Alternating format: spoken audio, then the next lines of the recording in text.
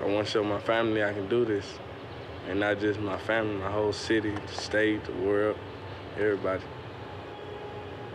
I'm Nazalan Dunn, and this summer, me and a group of my friends and teachers from Reagan High School and also volunteers, we're taking a trip to Kibera, which is like the second largest slum in the world. And when we go to Africa, we just plan to really reach out to these children and let them know that we come from where they come from, just in a different way. Well, when I first got to high school, I felt that I had to do something to be noticed, had to fit in. My behavior was like, I didn't really think before I acted, so I really didn't too much care what my consequences was. I just did what I do. Being rude to teachers, maybe, being rude to students, skipping class, leaving campus even though I ain't supposed to, smoking, chilling, partying, I don't know. It's the same thing in every hood, and it's the same thing in every ghetto. It's scary. It's like you have to live in there. You gotta be there. Especially if you was raised in it. You know what I'm saying? House to house, school to school. Never spent like longer than 2 years at a school. Always on the move. On every school in Austin almost. Then we had foster care. Foster care. We've been in it, out of that. I mean, we always been around it. It's what we know. We try to better ourselves. But somehow, I mean, we end up coming back. But it's not gonna change. It's like I said, it's addictive. It's just if you're a good person, you're gonna move out of here. But the people that loves it is gonna stay here. So it's a reason he's starting early, and I'm glad he's starting early. So he know he got plenty of opportunities, and he know at all them opportunities, he know which one he really wants. When we go to Kibera, we're gonna have to work hard, and we're gonna be challenged each and every day. The requirements are you have to pass your tax test. You have to go. You can't skip none of your classes. You must pass your classes, and you have to come to all of the meetings. The reason why this is like bigger to me than any sport that I played is because even when I was younger, I told myself that I would like to go to Africa. I wanted to go to Africa. But like when I was younger, I didn't say that I wanted to play basketball or run track or do none of that.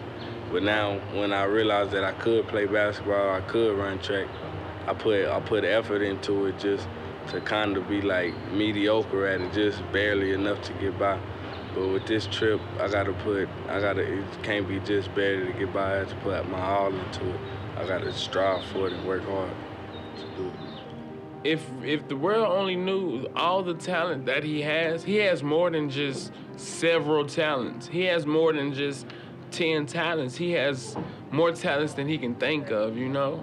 And it's like, when he gets to that certain age and he find out that talent that he wants to do, he's gonna be really, really successful at it. And really I know good. He's not gonna forget about his family either. Never forget about his family. So because we gonna be the ones that's always pushing him.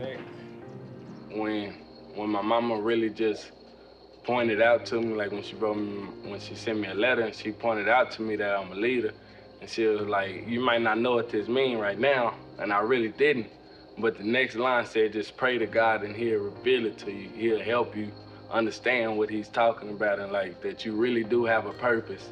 So that's what I did. I just prayed to it, and then next thing you know, people like listening to what I have to say. Like I realized that I'm more of a leader now, but I was still a leader, still with my old behaviors or my old actions. It just wasn't a positive type of leader. It was like, okay, they talking, well, let's go fight them. All right, then we finna go fight them. It's like, do what Nazalan say. And I really can tell how much that I changed. People telling me, like, girls be like, nah, you changed so much. Now with this trip, it makes me realize that there's stuff out there that I can do.